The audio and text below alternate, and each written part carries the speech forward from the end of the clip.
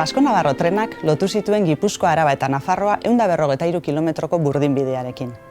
Leku bakoitzean jendeak izen bat eman zion. Transarlabaniano, Treniko, Kangrejero. Obrak 1887an hasi eta 40 urtez luzatu ziren. Arazo ekonomiko eta tekniko ugari sortu zirelako. Oztopoak gaindituta oso tren modernoa eta garrantzitsua izan zen bere garaian. Komunikazioa eta industria garapena bizkortu zituen eta zeharo aldatu zuen herritarren bizimodua. Azkenengo joan etorriak 1967an egin zituen. Arrasateko bibliotekatik proposatzen dugu bidaia bat egitea tren horren historian zehar.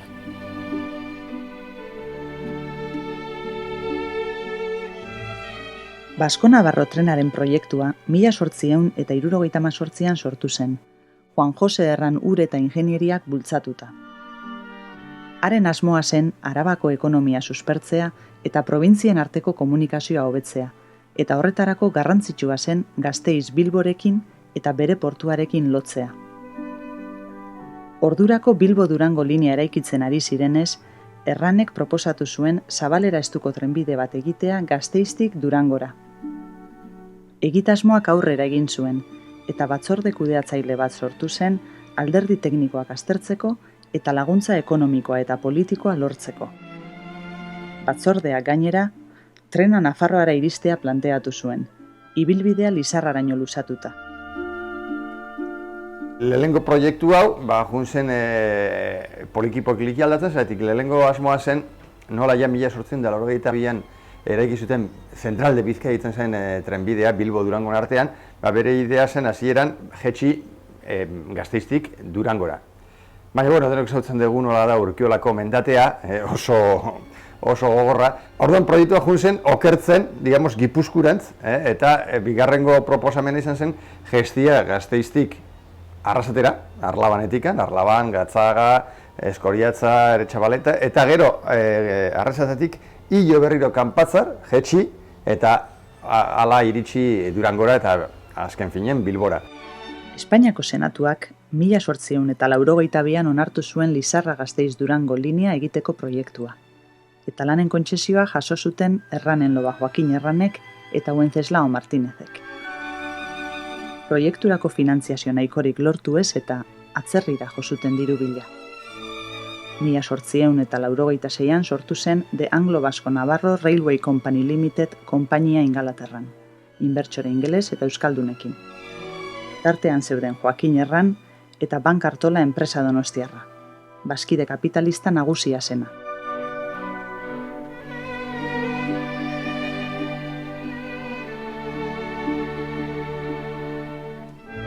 Obrak 1887ko urtarrilean hasi ziren Gasteiz-Gatzaga zatiarekin. Ignacio Karbo ingenieria zuzendari zela. Arazo tekniko eta ekonomikoak sortu ziren berehala. Larriena Bank Artolaren porrota. Ondorioz, lanak oso motel joan ziren. 18 kilometro besterik ez, lau-lauak, baina 2 urte pasatxo behar izan ziren bukatzeko. 1889ko otsailean inauguratu zen linea. Gasteiz hiria izeneko geltokitik, egungo Losarran kalean, Gatzagainera zijoana. Lehenengo bapore lokomotorak, Falcon markakoak, Euskal Herria izena jaso zuen. Hurrengo lokomotorei ere izen bereziak jarri zizkieten. Laurak bat, Basko-Navarra, Vitoria, Mondragon eta Gipuzkoa. Trenak zeharkatuko zituen herriei eskatu zitzaien lanen finantzaketan parte hartzeko. Enpresak anglo-basko horrek egindako aurrekontuari begira, trenak zeharkatuko zituen herrietako udalek ere nolabait ordaindu behar zuten, ezta eurei zegokien zatia. 1886an izan zen aurreneko bilera udaletxean, Erran anaiak etorri ziren eta gero beste ingeniero batzuk eta bar. Eta orduan, kontuan uki behar da, alkatea zela Toroio Agirre, hemengo Union Zarajerako zuzendari garai hartan, eta erabaki zen Arrasateko udalari 160.000 pesetako diru ordainketa, zegokiola. Eta hori onartu zuen udalak eta horrela egin zuen aurrera. Eta orduan, nola edo ala, aurrekontua arguntetatik dirurik ez zegoelako, nola baiteko diru bilketa bat egin behar zen herrian mailan, eta horre erabaki zen zerga bat ipini behar zela alkoholaren gainean. Alondigaren bitartez, konsumo horri zegokion zerga hori ipini, eta 4-5 urteotan atarako zela.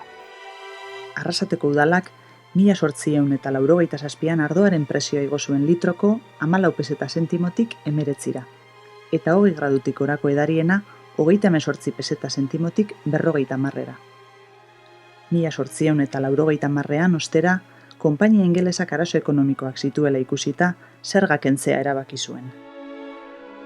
Eta dirua hor zeuen, dirua 160.000 peseta agintamentua zeukan, udala zeukan, eta gero etorri zitzaion arazoa edo galdera, ia diru horrekin zer egingo zuen, eta handik ia 3 urtera, 4 urtera, kendu zuen zerga, eta hor geratu zen dirua beste gauza batzuetarako. Orduan, Arrasateko udalak alde horretatik abeintzat, ez zuen ezertxo ere ordaindu behar izan. Noski porrot egin zuelako enpresak. Zailtasun ekonomikoen eraginez, konpainia ingelesak ezin zituen bete lanen kontzesioan zehaztutako epeak, eta luzapena eskatu zion estatuari. Atzerapen horretan, trenaren ibilbideak aldaketa garrantzitsua izan zuen. Proiektuan Durangoraino iritsi behar zen, baina 1881an estatuak agindu zuen Bergarako Mekolalde auzoan bukatzea. Izan ere, ordurako Durango-Zumarraga trenbidea eraikitzen ari ziren, eta Bergaratik aukera egongo zen joateko Bilbora, Donostiara eta Pasaiako portura, linea desberdinen arteko loturari esker.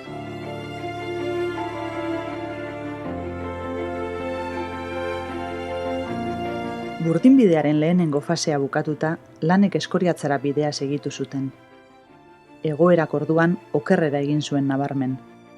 Konpainia ingelesa larri zebilen banka Artolak ondoa jo zuenetik. Gainera, akats tekniko handiak egin zituen, eta arazo legalak zeuzkan lurrak ordaindu eta desjabetu barik okupatzearren. Gainbehera muturreraino heldu zen, eta 1887ko maiatzean langile kobra bertan bera utzi zuten, hainbat hilabetetan ez zutelako kobratu. Lanek aurrera egiteko, estatua saiatu zen trena enkantean adjudikatzen, baina ez zuen lortu, eta ondorioz, 1903an bere gain hartu zuen. Estatuak zuzenean ustiatutako lehenengo trena izan zen. Hala ere, Gasteiz-Gatzaga linea funtzionatzen ari zen bitartean, Eskoriatzarako obrek geldirik jarraitu zuten. Bide hau zaldiz edo gurdiz egin behar zen oraindik. Hurrengo urteetan, hainbat erakunde ahalegindu ziren proiektua berriro martxan jartzen.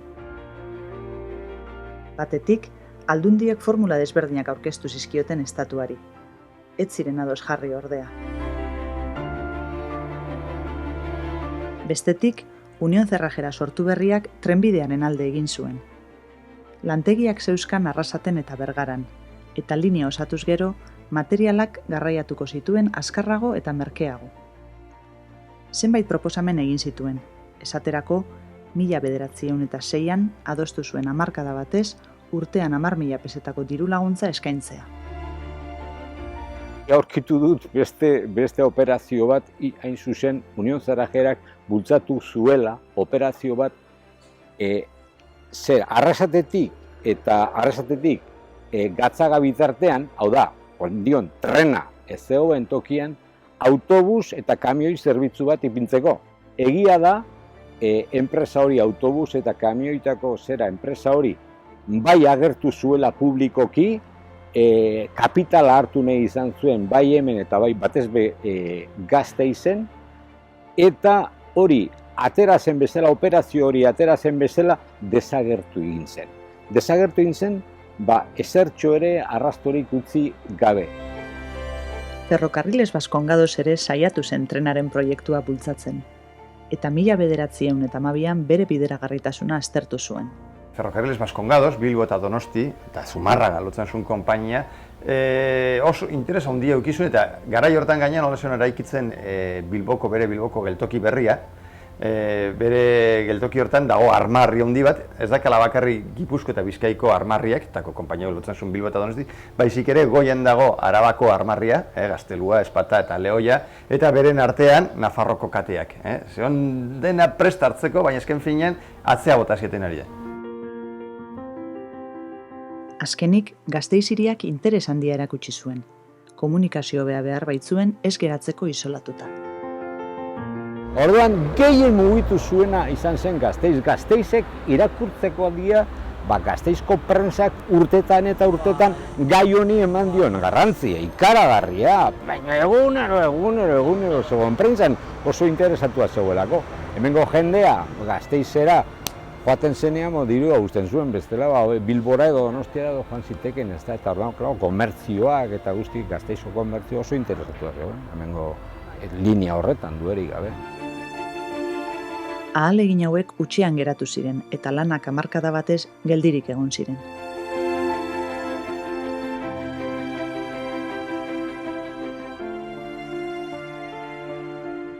Mila 1914an, ustekabean, Eduardo Datoren gobernuak erabaki zuen Gasteizko bi geltokiak trenbide adar batekin lotzea. Obrekin, mundu gerraren osteko langabezia gutxitu gura zuen. Langabezia konpontzeko estatua ez egiten gaur egun bezala egiten dutena errekortea, baizik alderantziz. Bultzatzen zuen lan publikoa. Lan publikoak. Eta lan publiko lan gehien behar zuen zieten ferrokarrilak. Garai hortan gainea, Eduardo Dato zen Espainiko gobernuko burua, eta Eduardo Dato gallegoa zen, baina bea presentatzen zen Arabagatikan. Eta orduan bea interesa zaukan, zerbait egitea Araban. Eta orduan ez zieten, egiten lehen, Basko-Nafarroko lehen zati txiki bat, zela lotzia Gasteizko geltokia, zehola gaur egun erran ibilbidea ditzen den kalean, lotu Renfeko, orduan Norteko konpainiako geltokikin. Gasteiz hiria geltokiak jasotzen zuen Basko-Navarro trena, bide estukoa, eta iparreko geltokiak Ferrocarriles del Norte konpainiako trena, bide zabalekoa. Geraleku bat eraiki zuten iparreko geltokiaren parean, batetik bestera aldatzeko. Bitartean debagoienean, trena etzen ez iristen, Zerrajerak proposamen bat luzatu zion Ferrocarriles Baskongadosi Arrasate eta Bergara lotzeko.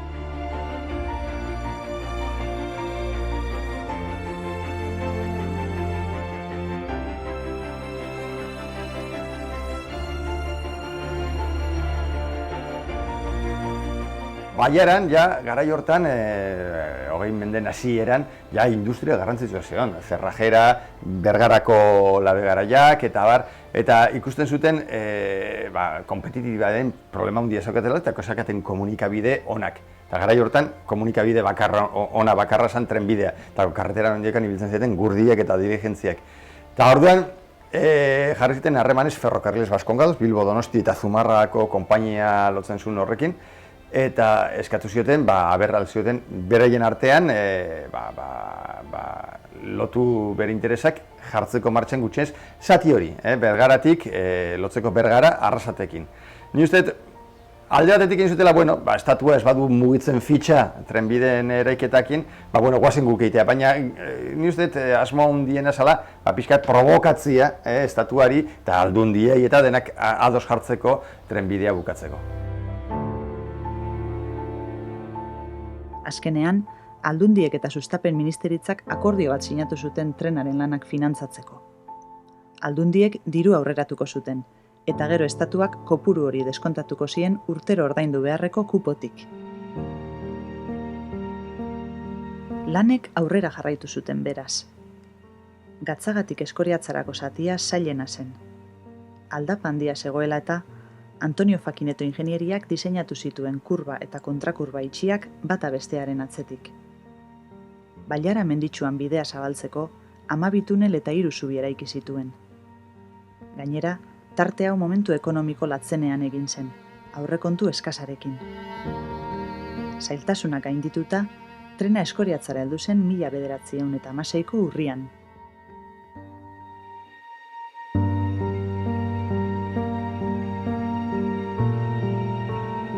Orografia lagun eta Deba ibaiaren ondotik, trena Arrasatera ailegatu zen 1918ko otsailaren 15ean.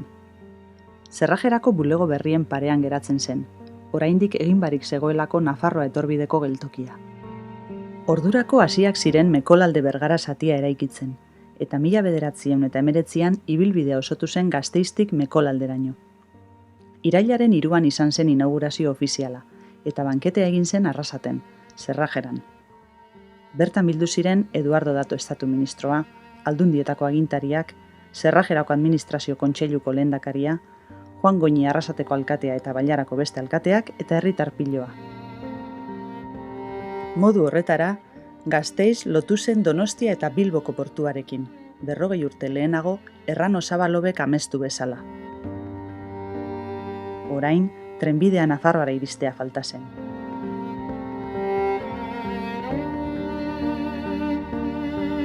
Mila 1920an, Espainiako ministeritzak agindu zuen Gasteiz-Lizarrasatiko lanak hastea.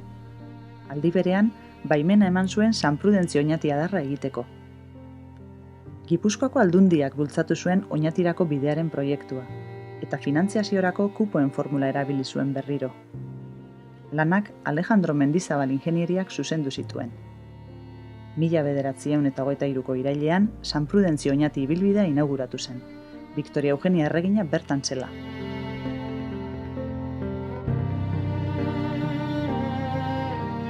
Gasteiz-Lizarra zatia ere Alejandro Mendizabalek zuzendu zuen. Hasierako proiektua hobetu eta merketu zuen eta kalitate tekniko handia erakutsi.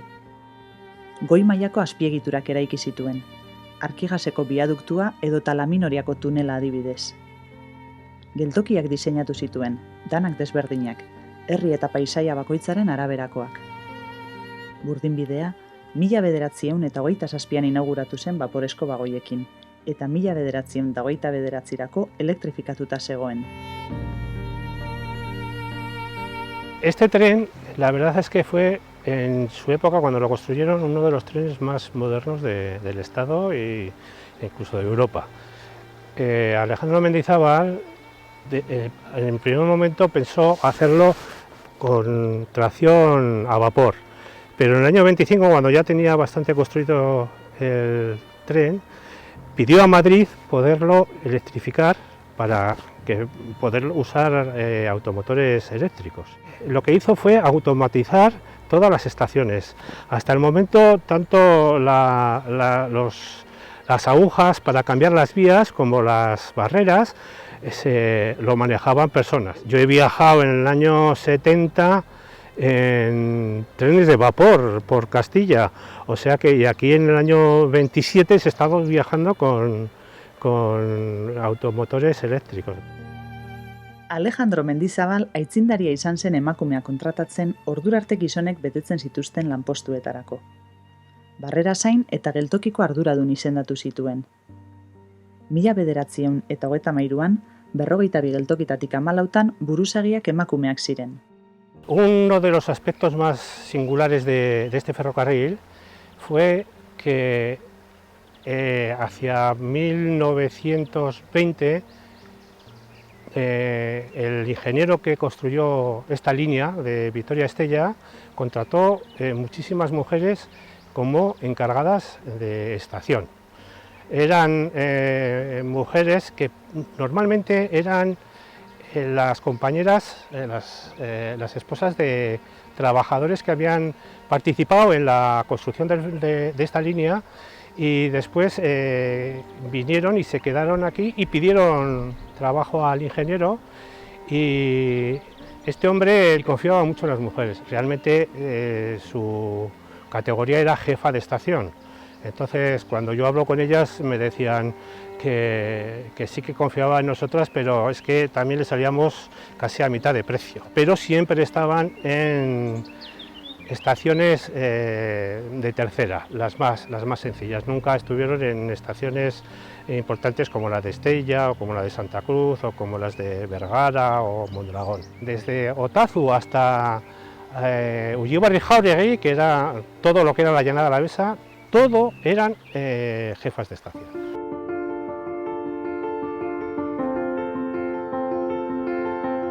Gasteiz-Lizarra zatiaren elektrifikazioak onura nabarmenak ekarri zituen.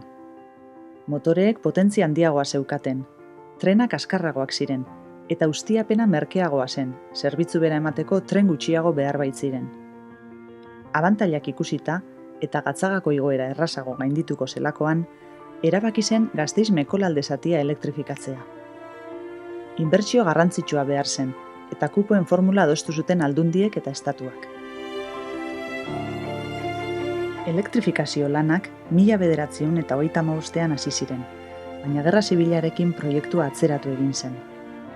Guda fronteak trenaren ibilbidea zeharkatzen zuen, eta azpiegiturak eraso zuzenak jasan zituen.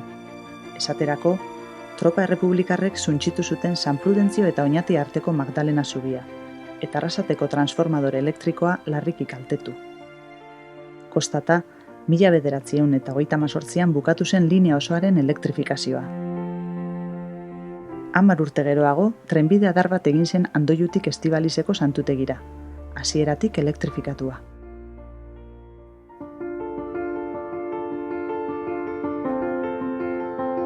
Basko-Navarro trena mende erdi batez martxan egon zen Arrasaten. Urte haietan zehar, aldaketa sakona ekarri zion herriari eta bertako bizimoduari. Industria garapenean batipat eragin nabarmena izan zuen, eta honek aldi berean populazioan, hirigintzan eta ondarean. Alde batetik, lagunduko dutze herriko industri, eurak ekoiztutako produktuak kanpora eramatera. Baina gero eta genero gehiago bidaltzen da kanpora, beroz enpresak gero eta gehiago irabazten dabe, eta hitzen die, eta horrekin batera langilea beharko dituzte. Eta pentsatu behar dugu, 1930an Arrasatek 7.000 biztanle bazituen, handik 30 urtetara bikoiztengo dauela populazioa. 14.000 biztanle eukiko ditu gure herrixak. Eta bapatian, herri oso xume eta txikixea sana bihurtuko da egundoko herri populatua, eta ez taz guztien dako etxe bizitzak. Aldez aurretik, badauzkagu hainbat aitzindari, Arrasaten, 1924 urte inguruan, etxe bizitza merkeak sortzeko. Eta hala sortuko da Unión Cerrajeraren etxe txikien etxe bizitza multzua hemendik nahiko gertu. Baina hori ez da nahiko izango, eta Arrasaten hasiko die beste diru sarrera berri batzuk iristen herritarrengan, hau da, etxian pupilo izango dituzten langileen familiak. Eta noski, kanpotarroiek Nafarrotik, Errioxatik, Burgosetik eta askoz ere urrundagotik, Leonetik, Extremaduratik eta ona datozten herritar berri horiek nahi izango dituzte euren etxe bizitza propioa izatea. Beraz, hasiko da prozesu bat, non Elizaren laguntzarekin eta ezin dugu ahaztu, Euskal Herriko historian oso garrantzitsua izango den figura bat, Jose Maria Arizmendiarrieta, bera Arrasatera dator Gerra Zibila eta gero, eta hasiko da bultzatzen nolabait etxe bizitzak sortzeko kooperatibak. Beraz, poliki-poliki hasiko die auzogune berriak sortzen, Santa Marina, Musakola inguruko etxe bizitzak eta abar. Eta populazio iraultza horrekin batera, eta etxe bizitza berrien sorrerarekin batera, trena eta industria garapenarekin Arrasatera etorriko da ondarearen galera. Etxe zahar historiko asko eta asko, bota behar izango ditugu, zorionez ero tamalez, Euskal Herriko baiara oso estu batean bizi garelako, beraz, eraikitzea nahiko konplikatua da bertan, eta horren eraginez, hasiko gara galtzen, adibidez, gaur egungo Garibai etorbidean eusen Jauregi, Erotxale eta asko. Beraz, trenaren zeharkako beste eragin bat izango da ondarearen galera.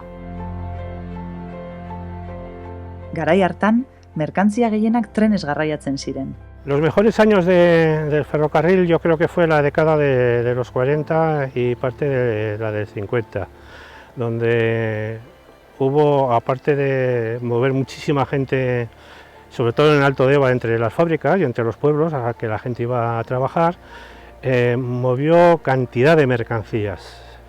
en cada sitio de una forma. En el Alto Deba movió manufacturas de las acerías y de las fábricas que había. En la llanada mucho grano, ganado. En la montaña alavesa remolacha, muchísima arena desde la Minoria a Vitoria, y en Tierra Estella pues también toda clase de manufacturas de vino, harina, trigo, remolacha. Entonces ganado, hubo muchísimo movimiento.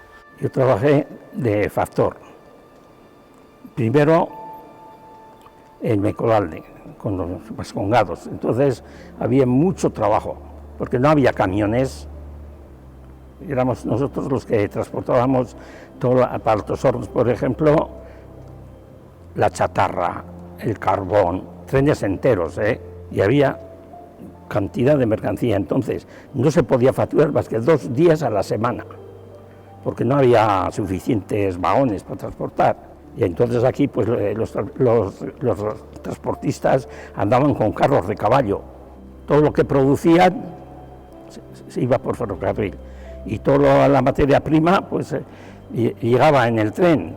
La cerrajera tenía vías hasta adentro y Elma también tenía vías para meter los vagones. Y había una vía que entraba en la cerrajera, no solo entrar, sino por todas las secciones. Tenía vías para todo. Y Elma también tenía una vía que se recibía mucho carbón de coc, que llama que es gordo, o sea, se valía para las estufas. Beste oroipena daukatena buruen da ze lotura zauken trena eta iketza arrasaten.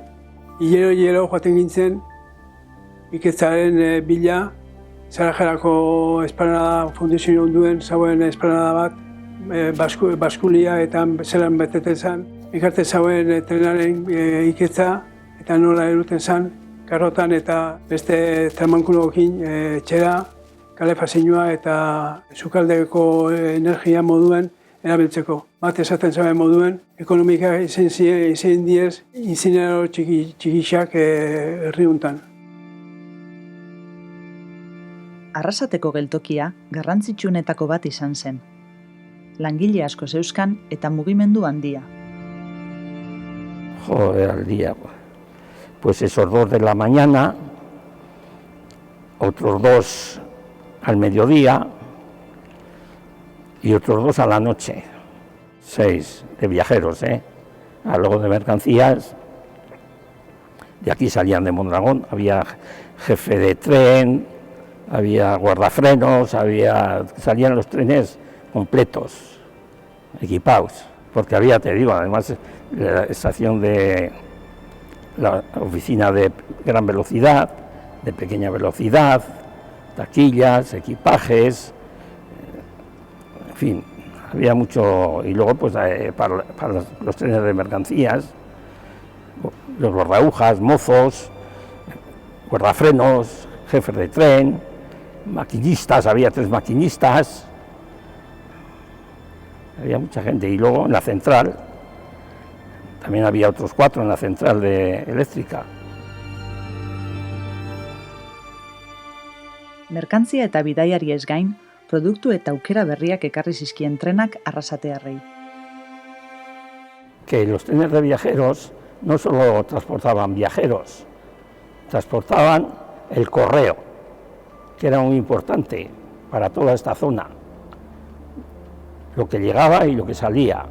Y luego las películas para los cines, y paquetería urgente, que venía así cantidad, porque para coches, recambios, para los electricistas, todo el día estaban allí en la estación a por los paquetes, que venía muy rápido. Medio vagón era correos, que venían 2 operarios o 3 funcionarios de correos, ellos lo hacían todo, de clasificar las cartas, porque antes aquí en Mondragón Correos estaba en la avenida Navarra, donde estaba el bar bueno, por ahí estaba. Y venían siempre corriendo, siempre tarde, siempre, joder, espera que viene y corren los de Correos, espera. Y había casi siempre que esperarles. porque los que eran para aquí tiraban las sacas al suelo y ya está, ya las cogerán.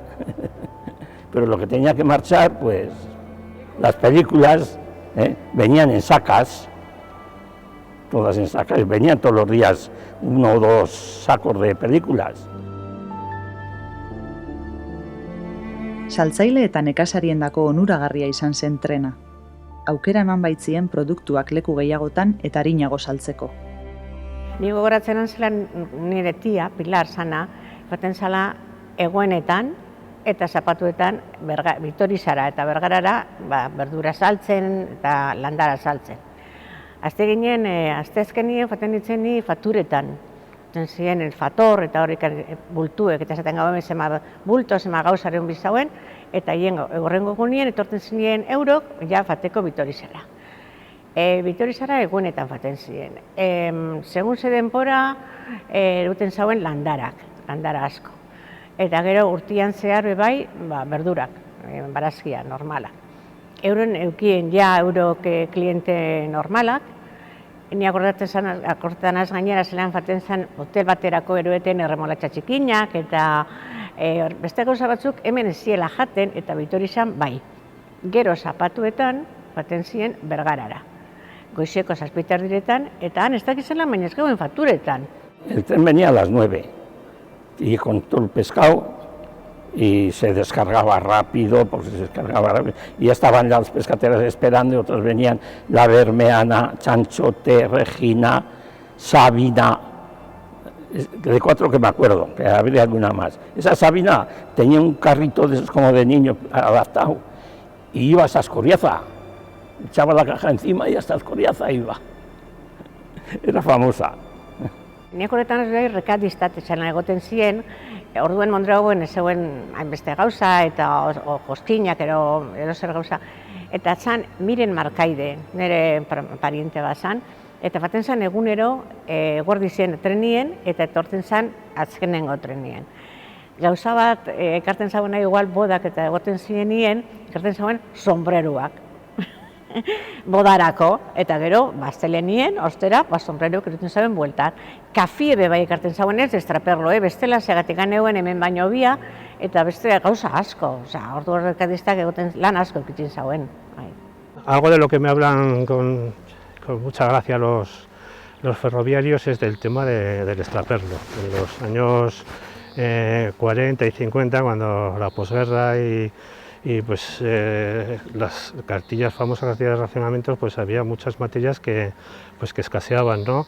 Y por ejemplo, Tierra Estella era una comarca con mucho producto agrícola, pan, harina, vino, aceite, y se hacía mucho extraperlo de esa zona, tanto a Vitoria como al Alto Deva. Entonces era muy curioso las historias de había extraperlistas profesionales, o sea, sobre todo mujeres, que traían toda clase de materias en el tren, ¿no? Pan y cosas de estas, las metían en los bajos del tren y bueno, muchas veces también estaba la Guardia Civil y los de arbitrios que les pillaban el material y bueno, pues se lo confiscaban, ¿no? El extraperlo, pues era extraperlo y muchas veces no era, porque era una necesidad.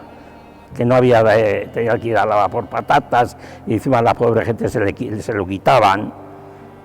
Y ya muchos ya sabían, espérame aquí, te lo tiro, lo tiraban y...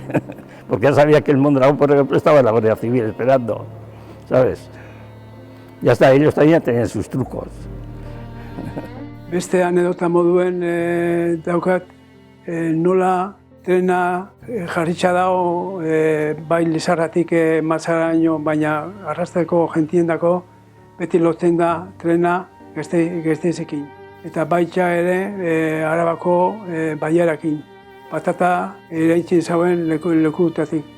Ondoan goratenaz nola erakuritza daukat Jose Maria Urangaren idatzetan, nola zelajera inzauela gestinuak eraikitzeko patatak Araban eta nola ekarten zen handik patata.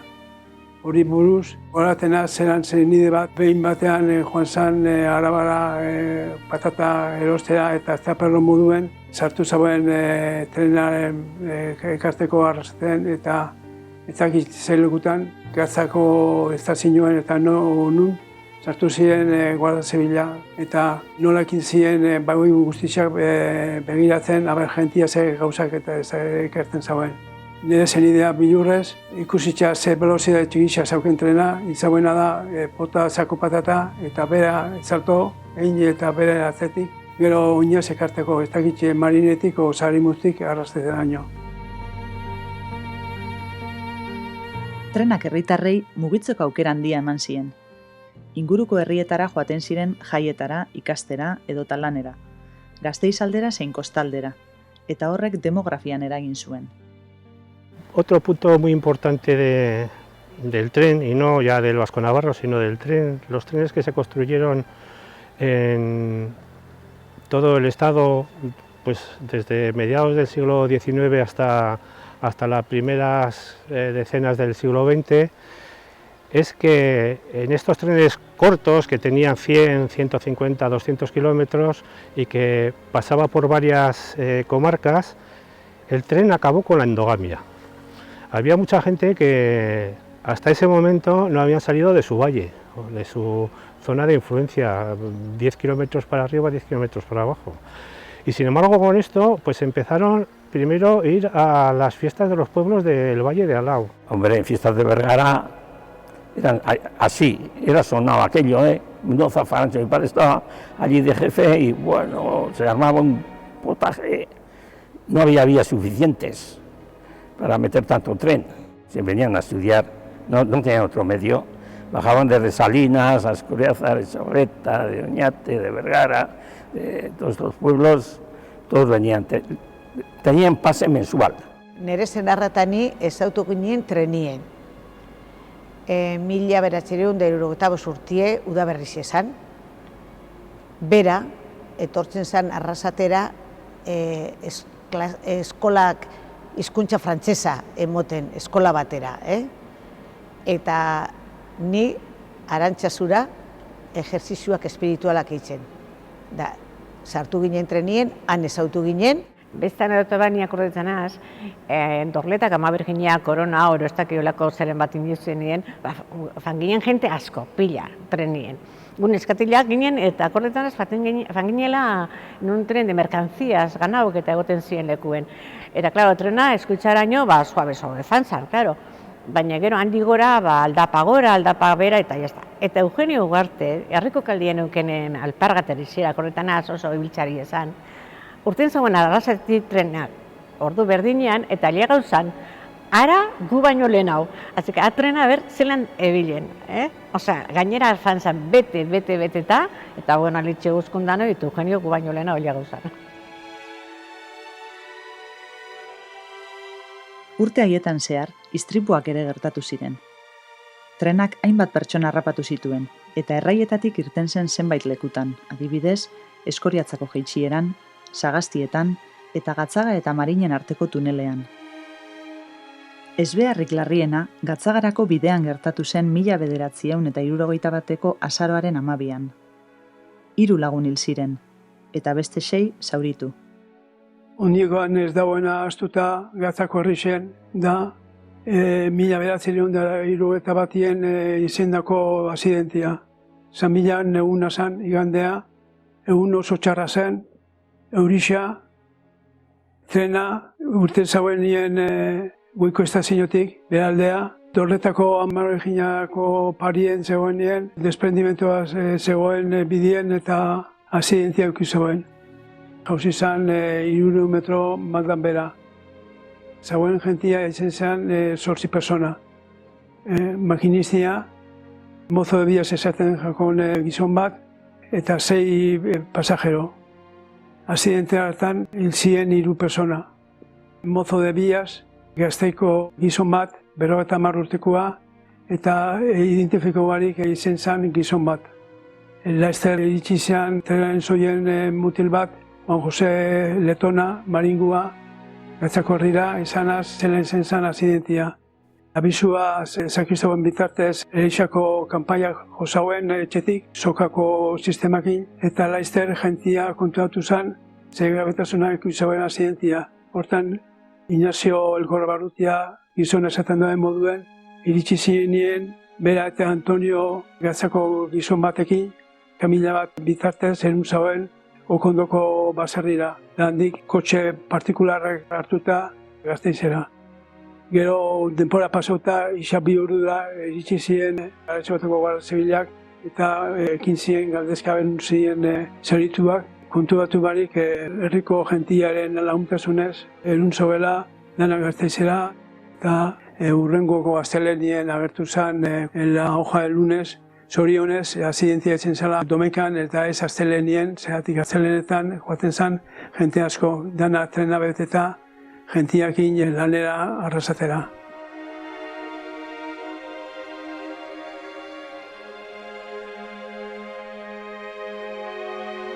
Basko-Navarro trena asko erabili zen 60. hamarkadan.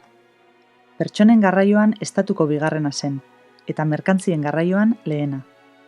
Bide estuko tren guztiek batera baino merkantzia gehiago mugitzen zuen.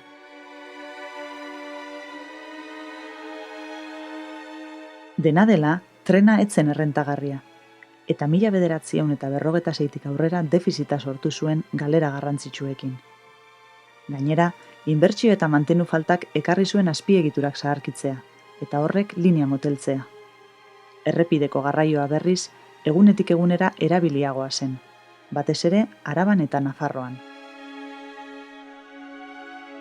La decadencia del tren, pues yo creo que vino a consecuencia a partir de los años del año 55 al 60 por la falta de mantenimiento del tren y sobre todo por la falta de dirección desde Madrid del ferrocarril. Los billetes eran muy baratos, había demasiada gente que viajaba gratis en el tren. Y después seguramente los horarios no eran los mejores para la gente. Yo creo que todo eso, la falta de una dirección eficaz, hizo que el ferrocarril fuese poco a poco perdiendo calidad y sobre todo el mantenimiento al final cuando se cerró era nefasto.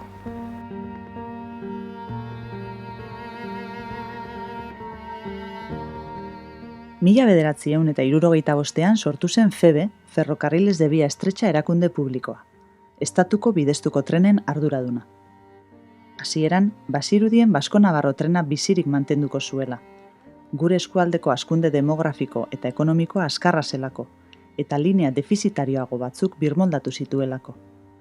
Hala ere, 1967an kentzea erabaki zuen, argudiatuta Banku Mundialak gomendatu zuela errentagarriak ez ziren lineak ixtea.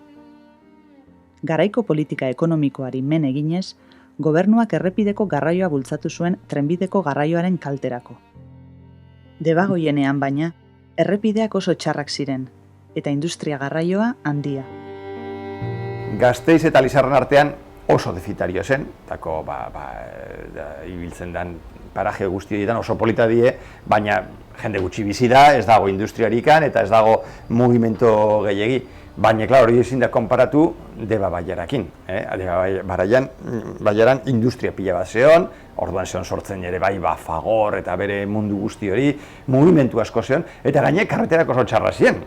Adibidez, Gasteiz eta Lizarran artean, karretera esan ere kategorizkoa, baina behar zen ereako nahiko zen, baina kendu zenien Basko-Navarro, oan jokan ez zeon Arrasaten, o Bergaran, o Aretxabaletan, ez da zirkunbalaziorik. Ez gaur eguneko autopista, ez zirkunbalaziorik. Kotxe guztiak, kamioi guztiak herri erditikan pasatu behar ziren. Eta ni ez dakitze puntu arte, erabaki hori hartu zela, Madrileko bulego batean, benetan zakin ze gertatzen zenan. Ez bakarri numeroak. Ixteko albistea jaso eta segituan, trenak zeharkatzen zituen herrietako alkateak bildu ziren Lizarran konponbide baten bila. Aldi berean, aldundiek Feberi eskatu zioten ustiapen ikerketa serio bat egiteko eta lineak zeuzkan premietan inbertitzeko. Prentsa ere trenaren alde agertu zen. Ahalegin hauek danak alferrikakoak izan ziren. Estatuak dekretu bidez agindu zuen zerbitzua bertan bera usteko, eta ondorioz, Basko-Navarro trenak 1967ko abenduaren 31an egin zituen azkenengo joan etorriak, elur artean txistuka.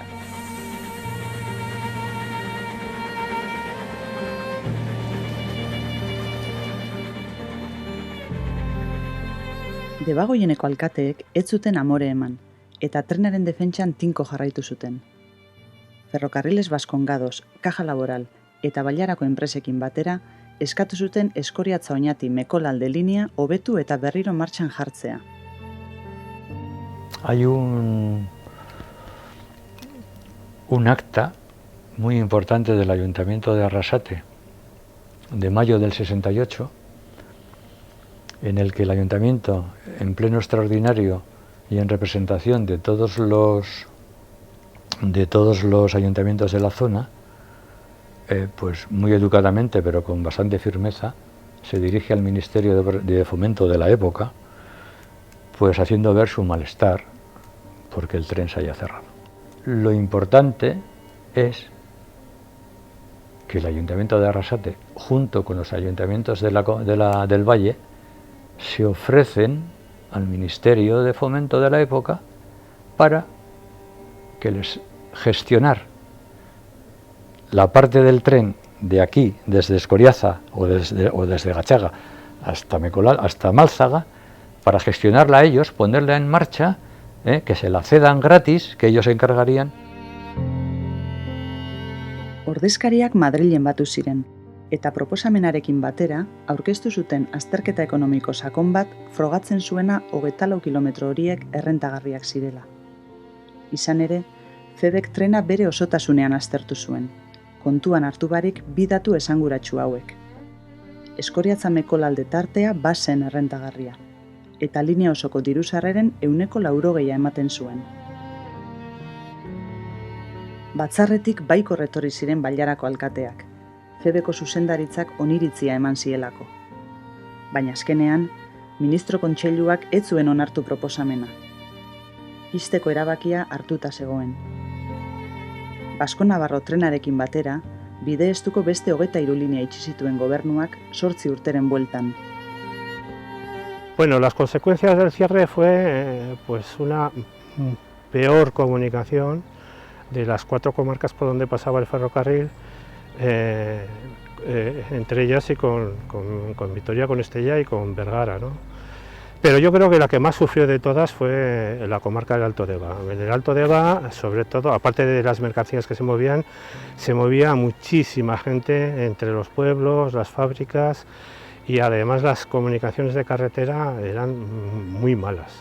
Entonces, cuando se cerró el ferrocarril, según me cuenta la gente del Alto Deba, hubo un caos absoluto en la comunicación con la gente. A la gente se le complicó muchísimo el poder ir a trabajar, el poder ir a comprar y todo.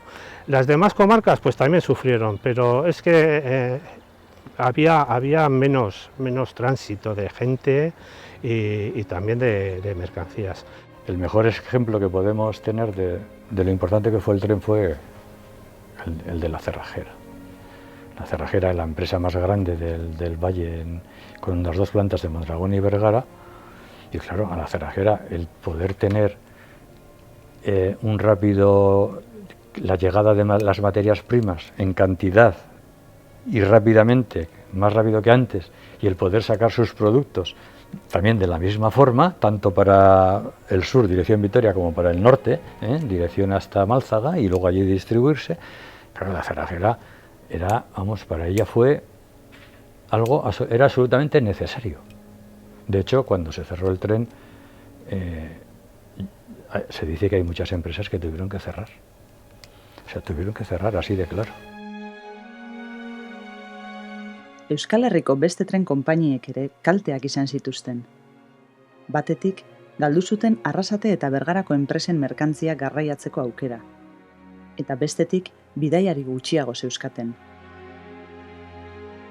Autobus konpainiei eta kamioilariei aldiz, itxierak mesede egin zien. Basko-Navarro treneko langileentzat momentu gogorra izan zen. Zorionez, lan berri bat topatzeko aukera izan zuten. Garai hartan industria garapena handia zen eta. Para los trabajadores el cierre supuso un trauma. Un trauma primero porque solamente tuvieron 15 días para hacerse la idea de que se quedaban sin trabajo. Y en muchos casos, como los jefes de estación o la gente que vivía en las estaciones, se quedaban sin trabajo, incluso marido y mujer, y sin casa. Entonces para ellos fue bastante traumático. Después las condiciones que les dieron de jubilación no fueron malas, y a los que no se jubilaron pues les dieron una indemnización buena, y casi todos encontraron trabajo porque eran años en los que los trabajos estaban bien. Y de hecho la mayoría me dice, mira, encontramos trabajos más cómodos y mejor retribuidos.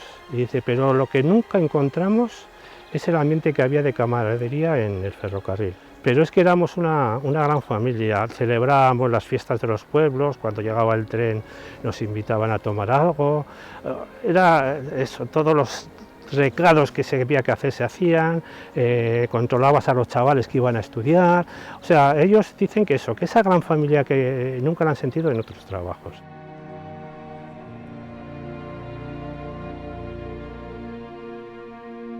Denborarekin, tren historiko honen arrastoak desagertu edo eraldatu egin dira. Linea itxi zenean, Febek errailak desmundatzeko agindua eman zuen, eta bagoiak eta lokomotorak saldu egin zituen. Geltokiek bilakaera desberdina izan dute. Araba eta Nafarroako eraikin gehienak zutik daude. Debagoienean, batzuk desagertu egin dira, esaterako Aretxabaletan, Bergaran eta San Prudentzion. Eta beste batzuk birmoldatu, erabilera berriak emateko. Adibidez, Oñatiko geltokian Korreos dago, eta Eskoriatzakoan Udal biltegia. Arrasaten, udalak Feberi eraikinak eta lursailak erosi zizkion. Merkantzien biltegia suhiltzailek erabili zuten gordailu moduan, eta zentral elektrikoan anbulantzia gordetzen zen.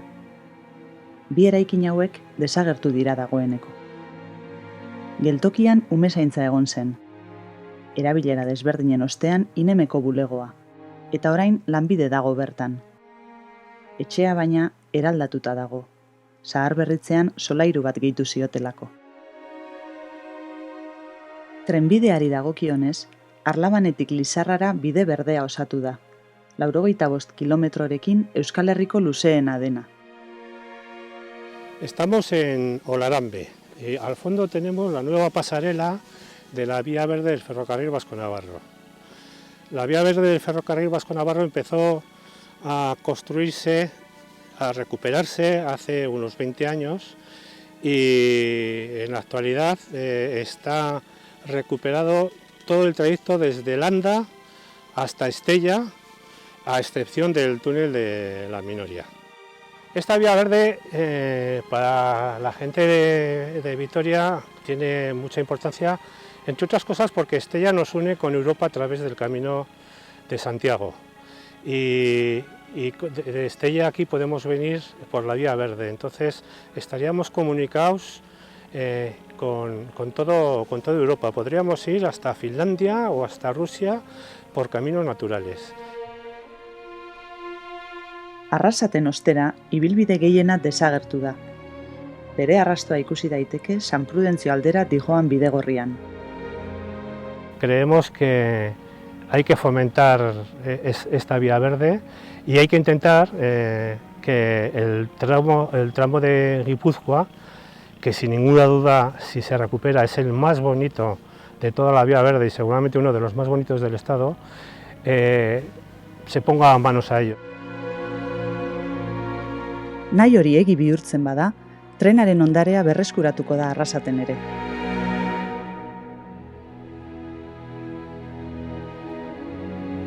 Hemen bukatzen da bidaia Basko-Navarro trenaren historian zehar.